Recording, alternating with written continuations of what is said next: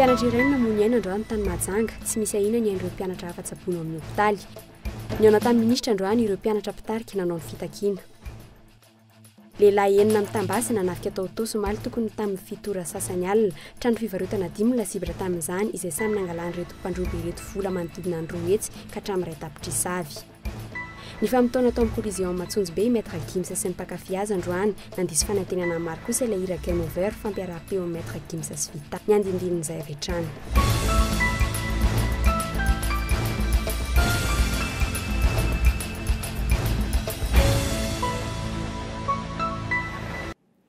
Ankafaliana tompoko lahy sy tompoko vavy no hitsidihana ny tokantranonao amin'izao alahady alina izao manasanao mpanajana ary anaraka ny vaovao ny Cool TV sy ny Cool FM hatramin'ny farany.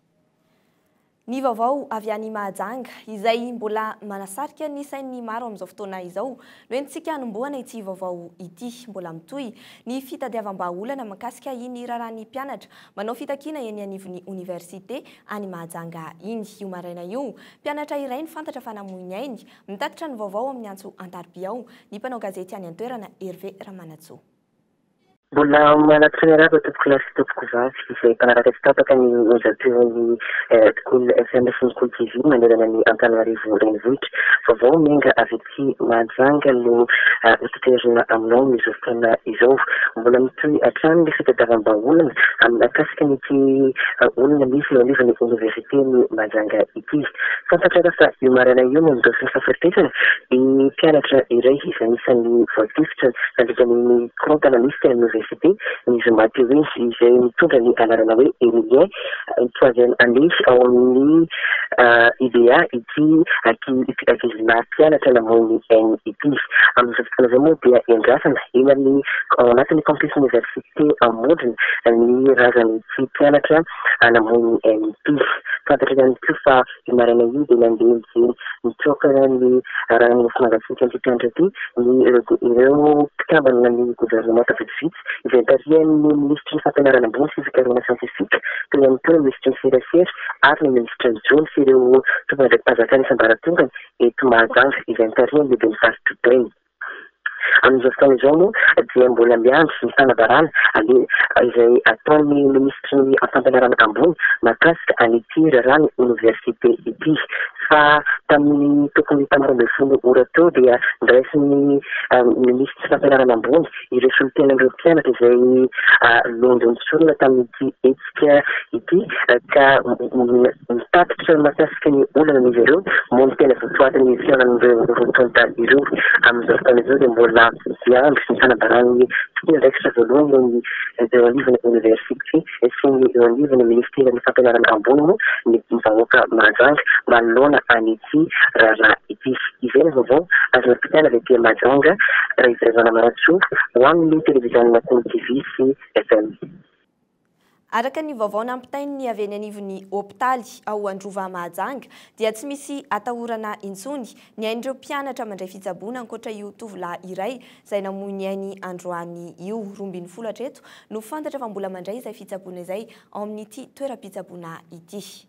Nankalazaina androany ny andro ny manamboninahitra ao amin'ny 10 alin-dahy tsy diso anjara tamin'izany ny teo anivon'ny Gendarmerie Pirenena ka toy ny mahazatra amin'ny andro toy izao dia manamboninahitra manana ny grady ambany indrindra no mibaiko ireo manamboninahitra ambony nanatrika ny lanonana teny amin'ny Toby Ratsimandrava ny jeneraly lehibe ny Sapandraharaha sy ny fibaikoana eo amin'ity Toby ity.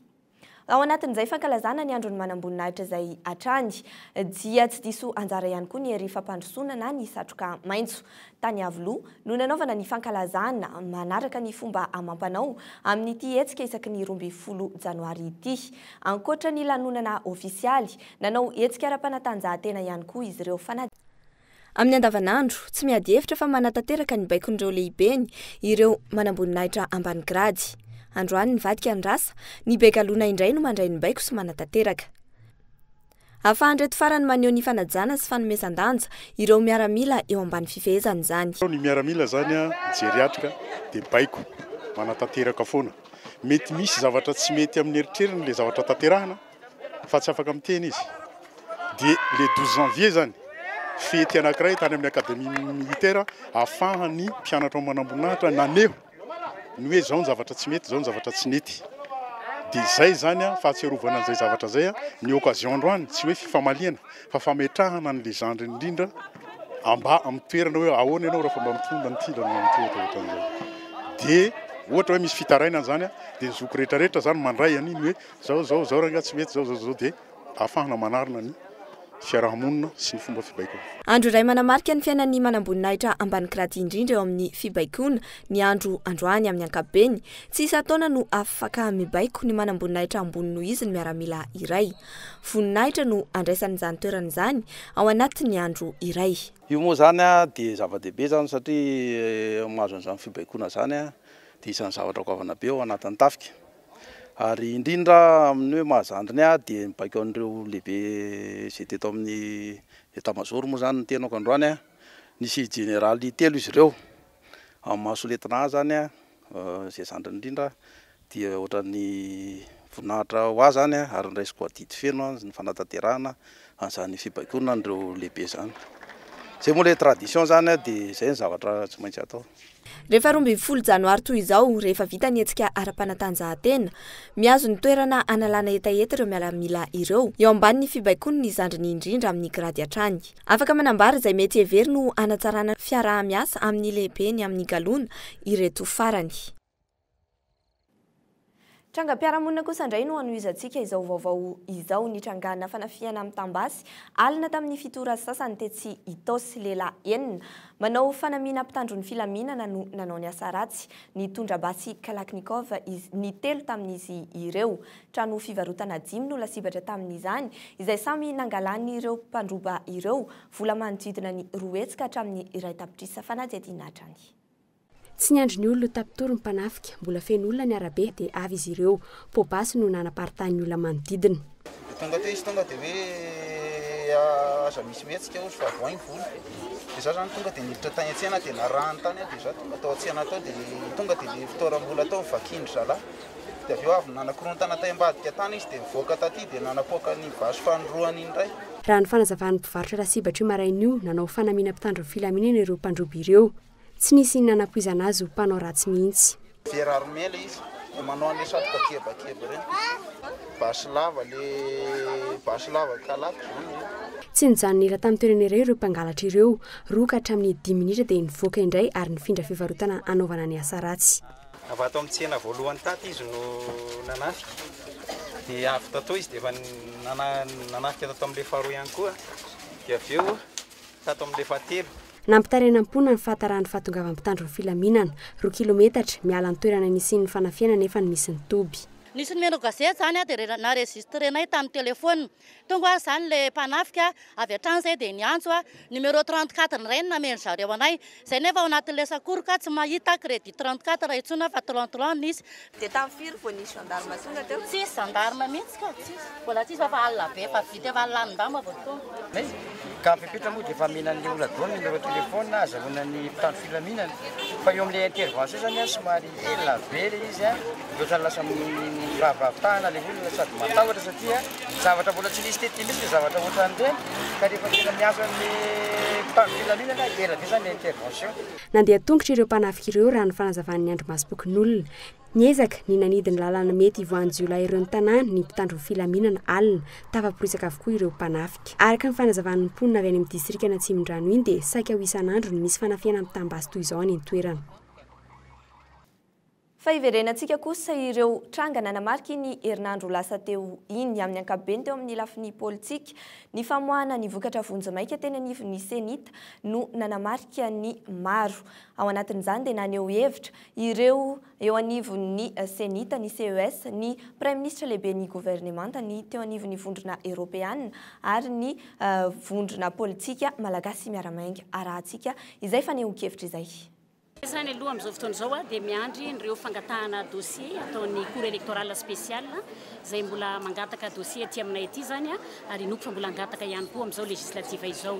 Raha ny article 73 zany izay lazaiko teo dia ny filoham-pirenena izay lany eo zany dia mamoaka décret izy manafoana dia mifarana treo zany miasan'ny senita fa zany hoe zay zany le mbola manao rapport anao inventaire an'ireo entana rehetra nomeny PASEM reo satria mbola tsy voafindra ty amin'ny senita ary koa ny ilaza amin'ny communauté internationale hoe ahoana le vola efa tafiditra amin'ny PASEM anaovana communal mbola hotohizana ve sa sy hotohizana inoko angamba fa ho an'izay manaraka eo indray ny manohy azy amin'izay fotoana zay. Ahoana mety ahoana soron'ireo vovoatsy laza senita fa efa napetraky nay nalefanay any amin'ny cour électoral spécial ireo miaraka amin'izay fiche anananay nanaovanay ny observation dia anjarandry zareo zany no mahita izay tokony atao amin'izay. Ahoana mety financement n'élection partielle présidente raha misy ny élection partielle za mino fa mbola afaka manome volan'izay ny PASEM.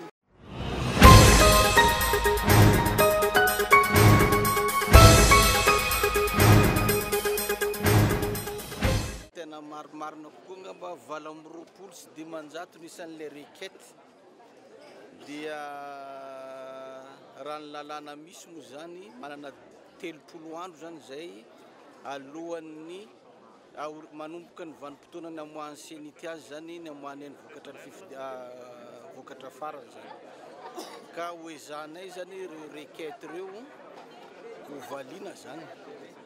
Dia ny fomba malina azy moa zany valina tsirairay zany le requête reny nefa tsy reny requête 20 sy 200 reny no mitombo fa misy ny sasany zany dia hita avy hatrany fa tonga dia fa tsy mitombona zany hoe tsisy pièce tsisy ina fa dia taratasy tsotra takelaka anankiray dia le tena mafonja no dinina mielo zany. Dia ny karazana requête moa zany dia misy disqualification na candidat, misy fangatahana confrontation na PV, misy fangatahana fanafoanana fifidianana mihitsy zany amin'ny circonscription anankiray ary misy mangataka fanafoanana vato na candidat. Zay zay raha sokajiana zany le karazana fitoriana tonga ao aminay ao zany.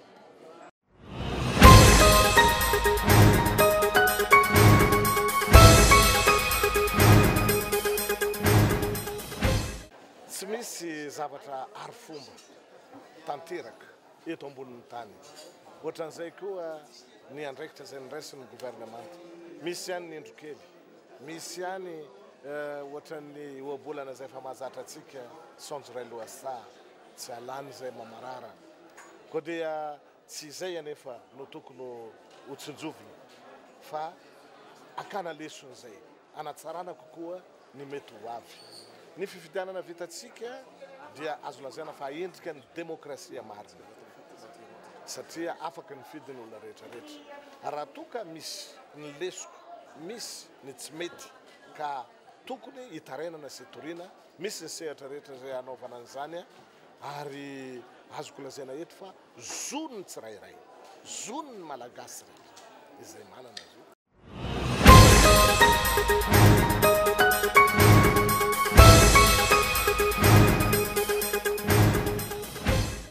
Écoutez, il y a les canaux judiciaires qui sont en train de regarder toutes les requêtes, toutes les réclamations. Ce n'est pas moi à juger les différentes requêtes. Ce n'est même pas à la Sénite, comme vous avez entendu la présidente de la Sénite. Merci. Est-ce que l'Union européenne va approcher pour la quatrième? Écoutez, une fois que le processus électoral, que le processus de transition se termine, c'est clair qu'un appui à Madagascar qui a autant de besoins sera établi. C'est clair que l'Union européenne sera là pour appuyer les pays aussi bien politiquement que financièrement.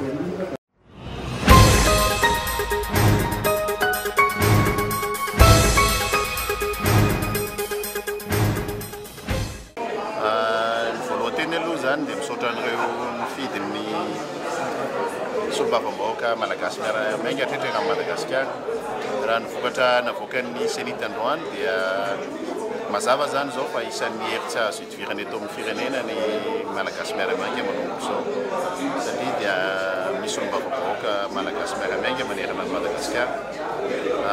Betsaka ireo mbola atao hoe olana teo amin'ny valim-pifidianana fa mananteny zay atao malagasy miara-miainga fa ny cour électoral spécial na ny CES dia tsara tsakany sy andavany mba tsy siny fitany lana eo famoahana didy afaka fotoana fohy mikasika an'ireo solombavambaoko ireo.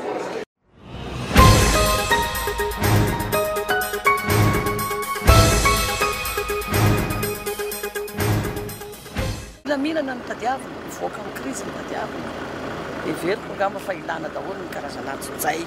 Fa za aloha dia mbola mahasambilaza fa izay fifidianana rehetra natao dia nezahana mihitsy ao anatin'ny filaminana sy ny fahamarinana ary mba hisy lanjany. Fa io ane samy tsisy anay. Io tsy mahataty resy io niko tia torotoroka io. Zahay ane tamin'ny premier tour resy 16% neny anay fa hitanay ny lesoko. Dia niazy zahay fa gagnay tia torotoroka tamin'izay. Fa izy rehefa tsy mitarika zany dia hoe mangalatra sy ny sisa samy manana ny PV ny tompoko. Samy manana ny isan'ny vato ny tompoko. Fa mba efa misy andro napetraka, andro miteteza mity, andro mpanjakana napetraka, isahana ny fifidianana dia tokony anaika izay voalaza io andro fifidianana. Ny ao amin'ny lafiny toe-karena kosa indray dia ny resaka andramena izay nanaovana fanadihadiana manokana teny anivon'ny Manamahefa misahana ny fifamoivoizana an-dranomasina sy an-dranomamy sy ny resaka tsy fandoavan'ny mpandraharaha eo amin'ny solika ny vola izay tokony alohan'izy ireo eo amin'ny fikarakarana ny lalana no nanamariky ny herinandro iny arahantsika izany. Manodidina 500 sy 7,4 kilometatra ny lalana eto Madagasikara raha ny eto Tanisa farany. Ny 4,7 kilometatra amin'ireo izany hoe 3,5 no vita tara amin'izany ary efa simba amin'ny ampahany ihany koa. Na ho an'ny eto an-drenivohitra aza mampikaikaiky ny maro ny faharatsian'ny lalana. Misy ny redevance alohan'ny mpividy solika amin'ny resaka fanamboarana eto Madagasikara dia ankehitriny eo ny lalana zany hita tena hoe ratsy tena ratsy eto amin'ny minute eto amin'ny ville dia mba tiana petretana fotsiny aiza hoe zany ny vola alohanay mpanjifa amin'ny resaka solika amin'izay zavatra mitranga izay. Fahitako anazy aloha ny lalana zany ohatran'ny hoe betsaka ny simba tsy arakarak'izay hoe misy vola efa natokana amin'ilay resaka hoe fer anamboarana fanjakana lalana ikarakarana lalana dia efa misy an'izay koa nefa mbola betsaka ny lalana ratsy. Lalantsika aloha dia ratsy mihitsy tompoko. Dia tsy haiko hoe makaiza zany no vola le redevance makaiza na makaiza fa tokony mampiasaina amin'ny entretien le lalana zany le tompoko. Ny ferana ny tahirim-bola ho an'ny fikojakojana ny lalana no miantoka ny vola ikarakarana ny lalana eto Madagasikara. Tsy vola avy amin'ny fanjakana nefa fa ny aba alohan'ireo mpandraharaha eo amin'ny sehatry ny solika no miantoka ireo vola ampiasain'ireo. Teo aloha ny oatra ny 500 ny vidin'ny solika izany aby izany, efa niena ho 3,500 zany ankehitriny araka ny fanadihadiana natao. Tsy afaka mamaly ny filana amin'ny fanamboaran-dalana rehetra eto Madagasikara araka izany, ny fidiram-bolan'ny fer noho ny tsy fahatombana ny fandraisana anjara ny mpandraharahan'ny solika eto Madagasikara ireo. Raha amin'ny capacité financière ny fer aloha dia izay le tena ankonao izay no le retard dia mihodina ataontsika hoe any amin'ny tena 300% ny capacité amin'ny fer. En termes de volume monétaire zany na tena portefeuille na marché ny resantsika amin'izao fotoana izao. Taona ohatra hoe ny rera encaissé 2012 ampiasaina 2013 zay zany ny tokony ho izy. Ny rera encaissé 2011 ampiasaina amin'ny 2012 mikorotana be zay izao. Raha ohatra tsika ka hijery hoe ny rera tokony ho ampiasaina amin'ity taona ity dia ny encaissé 2013 alors que ny encaissé 2013 tsy mbola encaissé en totalité dia tsy tena mbola afaka manao projection tsika. Raha ny tokony ho izy aloha amin'ny volana manaraka ny tamberim-bidy amin'ny volana teo aloha izay arotsaka ireo mpandraharahan'ny solika ireo. Vokatry ny tsy fahatombana ny fandoavan'ny vola io mahatonga fikorotanana eo amin'ny fomba fiasan'ny fer ary misy akony eo amin'ny fandraharahana ankapobeny izany. Tamin'ny année 2011 tsika ataoko exemple nandray 50 milliards dia début d'année 2012 tsika zany afaka manao convention hoe 50 milliards ny afaka financer. Fa le retard en recouvrement lasa tsy mipermettre manao an'izay tsika. Fa zay tena encaissé no afaka anaovana projection. Satria raha misy risque anao encaissement dia pénaliser indray le PME rehefa avy eo tsy paye ny vola dia amin'izay dommage lasa mi-créer déséquilibre na ho an'ny économie antsika ary zay. Amin'izao fotoana izao mandamina ny asa amin'ny alalan'ny vola eo ampelantanany ny fer sy ny ministeran'ny asa vaventy ka izay asa maika no aroso mialoha manery ny fanjakana anao trosa amin'ny mpandraharaha mpanao lalana izay zava-misy izay amin'izao fotoana izao raha ny fanazavana azo hatrany.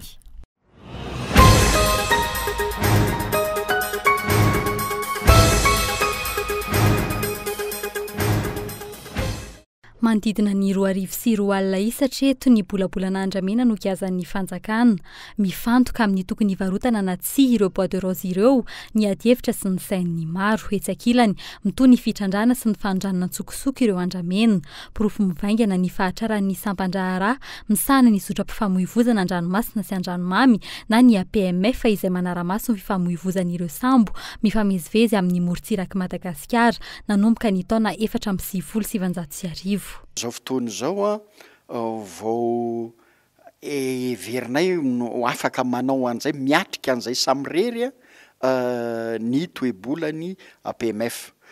Anisan'ny antony manosika haingakaingana tongavana amin'izay zavatra zay ny fisiny famoahana antsokosoko ny harem-pirenena etsy na bois de rose io na ny fanjonoana tsy ara-drariny io na ny volamena na ny rongony ihany koa. Misy ankehitriny itetika asa ho fanatsarana ny fanaraha-maso ireo sambo miditra sy mivoaka eto Madagasikara. Fitaovana fitsirihana na radara amin'ny faritra sasany izay mila izany maiky izany ho tanteraka dia noho ny fidiram-bola manokana ny APMF akoatra ny firongatry fanondranana tsokosoko io dia izao vao nahavory ny teti-bola hoenty manatanteraka izany ity sampandrahara ity. Ny azoko lazaina eto dia tamin'ny 2,70 naraka amby 2,10 naraka amby 1,700 sy 2,000 teo dia nisy sambo anankiray ny ainga atao Nosy-Be izay nanao filazana fa ho any Mayotte nefa tsy nizotra anakany izy fa nanao bois de rose tany Mananara. Izay moa no tratra fa ny tohiny dia tsy anjarany APMF no mikirakira n'izay fandikan-dalàna zay. Tamin'ny taon-dasa mbola nisy ihany koa sambo anankiray avy any Taolagnaro zay tratra tany Antsiranana. Mijanona eo amin'ny fampandrenesana ireo manam-pahefana ihany anefa no anjara andraikitry ny APMF raha toa ka misy tranga mampiayay amin'izay mety ho fanondranana antsokosoko harem-pirenena. Eo ampelantanan'ny manam-pahefana ny fandraisana an-tanàna ny raharaha amin'ny fampiarana ny sazy ho an'izay tratra sy ireo andramena aorian'izay. Nanamarika iny herinandro iny ihany koa teo amin'ny lafiny sosialy ny fanadihadiana mikasika ny fanotorana tany eny amin'ny bypass eny amin'izao fotoana izao teo ihany koa ny trano izay nanaovana fanadihadiana mikasika ny fianjerana amin'izao andro aviorana izao arahantsika izany. Raha ny tokony ho izy tsy mbola azo atao ny manao fanotofana tany na rambilay azy fepetrany raisiny teo anivon'ny fiadidiana tetezamita io taorian'ny tolom-bahoaka tamin'ny taona 2020 nohony nafitsiko ny filoha teo aloha Marco Ravalomanana tamin'ny tanim-barin'olona tetsy Andohatapenaka sy ny manodidina. Efa niteraka hatramin'ny fandroanan'ny tompon'andraikitra iray ao amin'ny komina Antananarivo renivohitra ny fanotofana ny tanana manam-pahefana ambony iray tamin'ny taona 2020. Ankehitriny misoko mangina ny fanaovana izany indrindra eto an-drenivohitra. Tazana ihany koa izany manamorona ny bypass. Misy fiantraikany lehibe eo amin'ny fiainan'ny mponina sy ny fambolena izany vokatry ny rano miakatra. Na dia izany aza misy hatrany ireo tsy manara-dalàna ka mampanandro sarotra ny asa fanaraha-maso atao ny tompon'andraikitra eo anivon'ny komina toy ny eny Alasora. Fa misy ihany koa nefa maro dia maro ihany koa mety tsy manana autorisation akory izy fa manao asa fanotorana amin'ny andro alina izay mampanandro sarotra mihitsy ny asan'ny komina satria fantatsika tsara fa ny mpiasa eto amin'ny komina tsy dia miasa amin'ny andro alina fa saika amin'ny andro atoandro ihany miasa nefa ireny olona manao zavatra tsy ara-dalàna ireny dia matetika amin'ny andro alina na amin'ny andro sabotsy na alahady izy manatanteraka an'ireny asa ireny dia izay ny somary mampanandro sarotra zany amin'ny asa fiarovana ny lemaka sy ny atao hoe ny toerana saripady ireny eto anivon'ny komina izany. Ho an'ireo komina manodidina an'Antananarivo na tsy voakasika ilay fandrarana ny rambilay azy mivantana aza izy ireo dia miezaka ihany koa mifehy izany. Mila taratasy mazava vao afaka manoditra toerana hanorenana trano ny olona iray. Isan'izany ny komina ny Karaobato. Dia ny voalohany indrindra aloha mijery n'ilay toerana raha misy fangatahana izay atao ety anivon'ny komina dia aorian'izay fangatahana atao ety anivon'ny komina izay misy ny fijeren'ny teknisianina pipa na validation ny zareo amin'ny pipa ny ahafahana manao na tsy an'ilay rambilay azy ary de toy izany koa ny any amin'ny vice primature zay miandraikitra ny fanajariana ny tany mameny zay avy favorable zay dia avy eo izay vao miroso ny commune amin'ny fanomezana ny alalana amin'ny fanaovana ny fahazondalana manao n'ilay remblayage. Araka izany misy ireo miezaka manara-dalàna ary manao ezaka hampanara-dalàna ny commune manodidina ny Antananarivo. Na izany aza fantatra mazava fa saika manam-pahefana sy olona ambony avokoa ny tompon'ireo remblayage mahery ny 70 tsy ara-dalàna eny amin'ity toerana ity. Toy ny mangina ny tompon'andraikitra eo anivon'ny fanjakana Foibe amin'ny ankapobeny ary matetika amin'ny alina no isiany fanotofana tany ity. Tsy misy ireny marika tokony ahitana fahazon-dalana ireny kanefa lalany manam-pahefana maro miazo ny lapany avoloa isaky ny alarobia sy talata ity lalana ity. Ireo mponina ety manodidina ihany koa etsy ankilan'izay isan'ny zendana amin'ny fitombon'ny fanaovana rambole ety.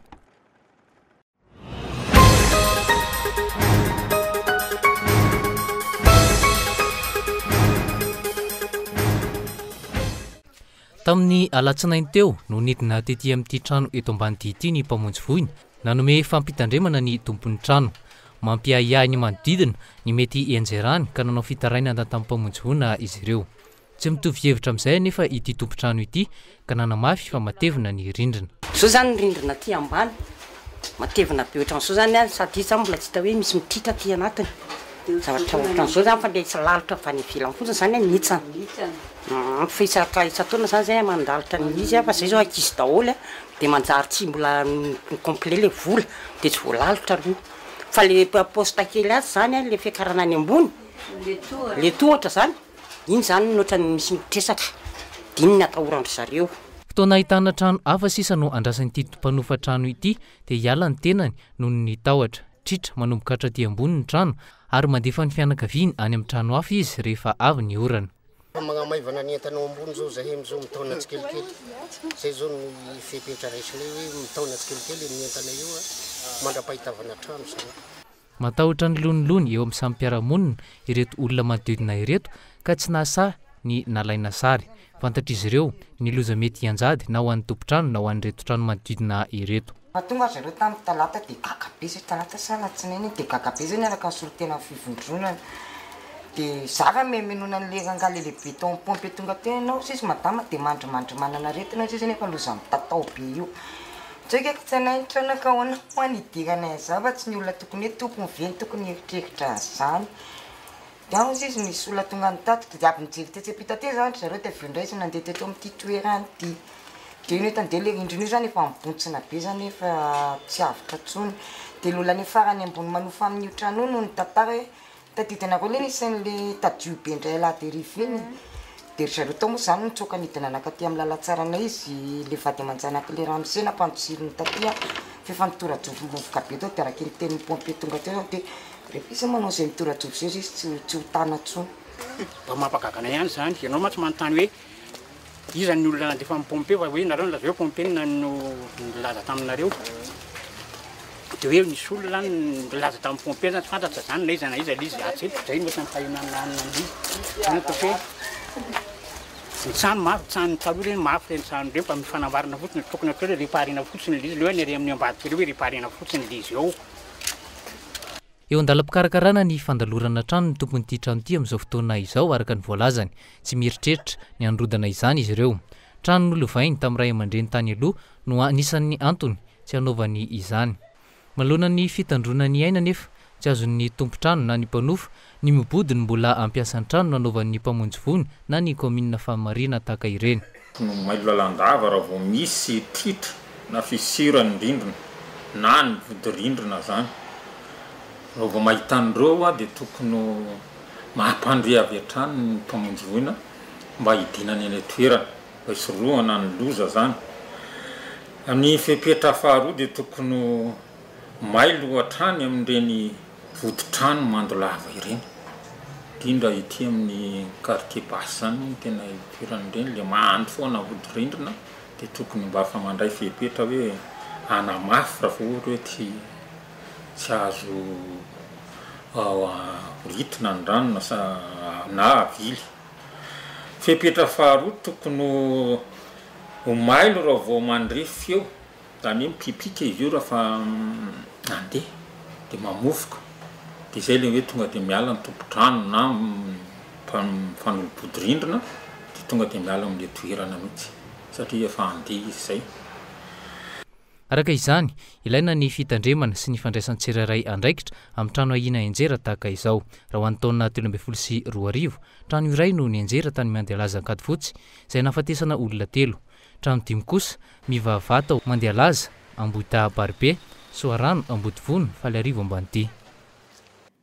Araka ny efa notanterina taminao tamin'iny herinandro iny dia nitrangana fipoahana grenady indray teny amin'ny tobin-dasantsy iray teny Andoran'Votsy teo ihany koa ny hetsika ny mpianatra izay efa nentina taminao ihany koa moa teto amin'ny fiandohan'ity vaovao ity izay no manamarika ny trangam-piarahamonina tamin'ity herinandro ity.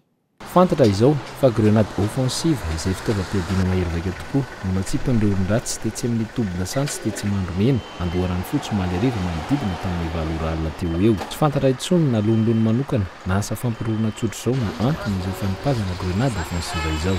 Dia avany zany nitany ankizy mbola nisy taxi be nanao gazoala teny gazoala teny taxi be dia vitany anazy dia mifinda tetsy izy na nisy avory misy sécurité zany oretsy anany netsy dia mbola misy taxi be non 4x4 misy 4x4 koa zany nanao plainte dia nisy zavatra ohatrany pitika zany avany dia ohatrany mbola nanjelanjelatra le izy fa tsy tonga dia mipoaka teo ohatrany mbola nanjelanjelatra dia gada be eo ndre inona koa dia aveo tapitapoka teo dia mipoaka amin'izay le izy. Ankoatran'ilay mpiambina naratra dia misy ny pompe ihany koa hasimba potika ny grenady nibaritaka teo amin'ny manodidina. Misy afiatraikany eo amin'ny tsena ny tobi-dasantsy ity izany satria tsy afaka miasa intsony aloha ny ilany ny toby ity. Eo ankilan'izay mandry tsy lavoloha ihany koa ireo mponina manodidina manoloana izao trangan-javatra izao. Zava-doza ho an'ny manodidina tokoa mantsy raha toa ka misy ny fipoahana ny tobi-dasantsy toy itony. Dia eo an-trano dia nirefaka be tena nirorizy trano dia mivoaka misy setroka be teo ny total tonga donaka teo tena mipoaka ny total tena mivoaka dolo dia mivoaka dolo ny olona rehetra zany dia tonga moa ny manam-pahefana kelikely dia vetivety dia tonga ny moreka ny brigade Andoran'Votsy zany tonga dia tsanona dolo ny tonga vilona sy niditra zany teo amin'ny stationnement tsony station teo zany tsisy niditra tsony fa tonga dia mibarena. Manoloana izao tranga izao dia tsy mipetra-potsiny ireo mpitandro ny filaminana fa vetrany dia mandray ny andraikiny ary nijery ny zava-misy teny an-toerana.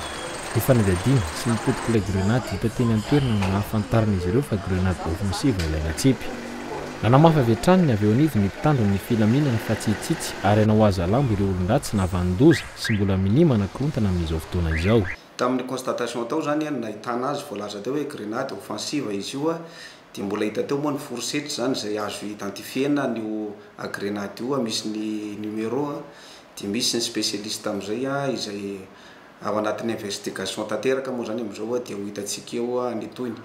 Hatreto aloha mbola tsy misy ahahina ho nahavita izao fampirorona izao asaingy mbola ao anatin'ny fanadihadiana kosa ireo mpitandro ny filaminana.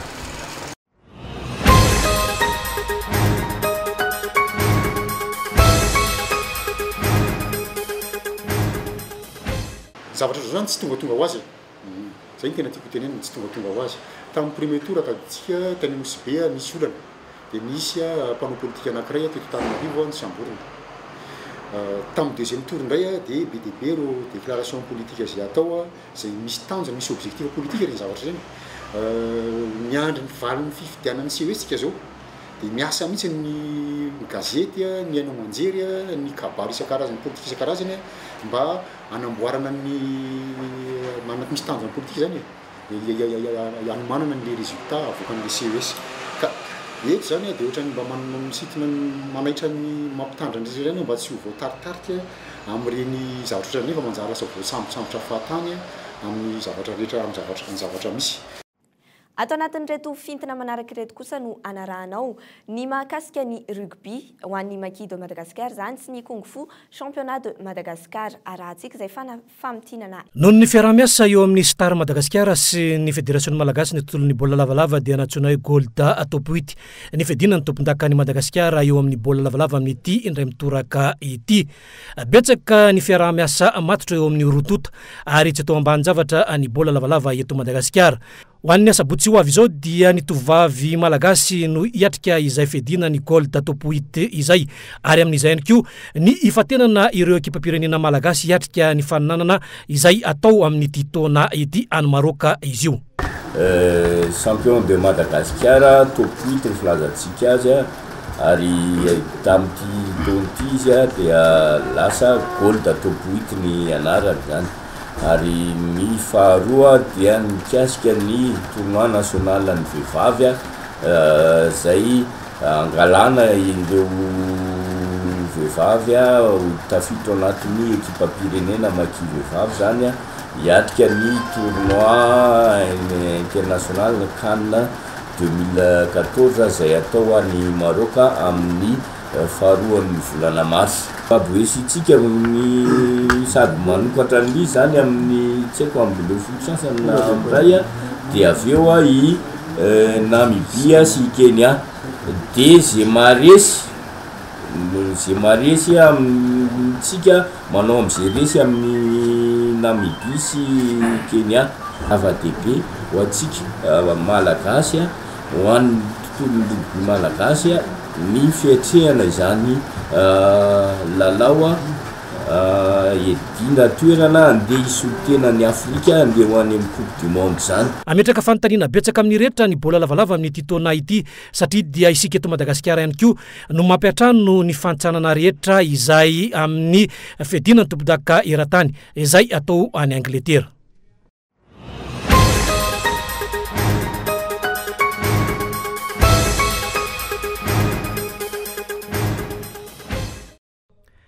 Raha totosa somatsara ny fedina ny tompon-daka Analamanga ho an'ny Ayady Kung Fu Wisa dia tsy totosa kosa ny fedina ny tompon-daka ny Madagasikara ho an'ity Ayady ity ihany.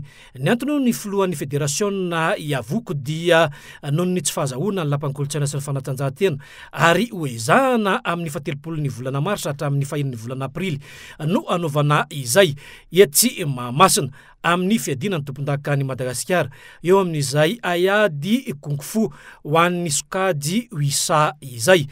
Nambarany ihany koa tao anatin'izay fa betsaka ny zavatra mirarenina eo amin'ny fanatanterahana azy ito satria dia ny fotodrafitrasa eto Madagasikara no mahataraiky ny fananana iray eny anivon'ny fédération malagasy ny Ayady Kung Fu. Araka izany dia marobe ireo andray anjara amin'ny fiadina ny tompon-daka ny Madagasikara. Ireo roa tafiakatra voalohany tamin'ny tompon-daka Analamanga sy ny tompon-daka Lefitra farany teo no hiatrika izay isaparitra izy ity raha ny fanazavana ihany ary dia ho tonga maro tsy lapan-kolontsaina sy ny fanatanjahantena ny solotena roa avany vakina karatra avany Moromani Boeny Itasy Bongolava Mahatsiatra ambony ary mazava azy ny eto Analamanga papetrano. Atsika eo amin'ireo hetsika nanamarika ny androantsika saingy ifindra kosa eo amin'ny lafiny finoana fotoan-dehibe ho an'ny mpino tao amin'ny fiangonan'i Jesoa Kristy eto Madagasikara ao Anosy Sofitiavana ny androany. Nisy ny fandraisana fanasan'ny tompo ho an'ny tanora miisa 750 izay mivondrona tao amin'ny andian'ny finoana teo ihany koa ny fanamasinana mariazy rososina sy ny fandraisana sakrameta ny batisa. Fa eo amin'ny lafiny kolontsaina kosa izay hoentsika anakatona ny vaovao amin'ity andro alahady alina ity dia tonga maro ireo tanora malagasy sy vahiny mpankafy ilay mpanakanto vahiny Maître Gims izay nanolotra fampisehoana tokana teto Madagasikara tamin'ity ariva ity famitinana niseho no tsy nisy tsy hain'ireo tanora tonga teto amin'ny Coliseum Matsunjombe ny iran'ny Maître Gims mpihira frantsay nalaza teto Madagasikara hatramin'ny taona 2012. Bella, Game Over, ma direction, one shoot, je me tire. Na ity mpanakanto izay efa nandisy fanantenana ny malagasy indray mandeha ity aza, nilaza fa tsara fandraisana izy teto Madagasikara. Ny andro mpanakanto malagasy vehivavy anao ny ampahan'ny hira ny mpijery, na izany aza, tsy ny tanora ny seho tamin'ny ankapobeny. Na avy aza ny orana tsy niala ireo tanora ireo.